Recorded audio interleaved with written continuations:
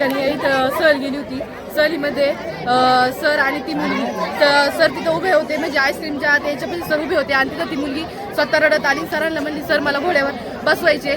Sir आमचे friendly असल्यामुळे sir बोलले चल मी तुला बसवतो. आणि तिथं गेल्यानंतर त्या घोड्यावाल्या दादांनी त्या मुलीला बसवल्यानंतर ती मुलगी एका बाजूला झाली. एका बाजूला झाल्यानंतर सरांनी तिचा हात पकडून तिला फक्त सरळ केल्यानंतर आम्ही दिवसभर आम्ही एन्जॉय केला. घरी आल्यानंतर दुसऱ्या दिवशी संध्याकाळी असं कळालं की सरांना मारहाण झालेली आहे. 20-25 जण इथं येऊन कवठे गावातील 20-25 जण सगळे लोक आले होते. कोयता लाठ्या बिट्या सगळ्या घेऊन त्यांनी आमच्या सरांना खूप अशी मारहाण केलेली. आम्ही तिथं स्वतः बघायला होतो. सरांनी तिला कुठल्याही प्रकारचा बॅटच वगैरे काहीही केलेलं नाहीये. फक्त आरोपींनी स्वतःला वाचवण्यासाठी हे फक्त काही जे आहे ते आरोप आमच्या सरांवर टाकले. सरांची अवस्था इतकी बिकट आहे की त्यांचं जे ऑपरेशन झालेलं आहे सरांचं, त्या सरांना इतकं मारलंय तर डॉक्टर बोलले याची जगण्याची सुद्धा गॅरंटी नाही. इतकं आमच्या सरांना मारहाण केलेलं आहे. 3 वर्षाचा सरांचा आमचा अनुभव आहे. सर असे नाहीये, आम्ही स्वतः विश्वासाने म्हणतोय.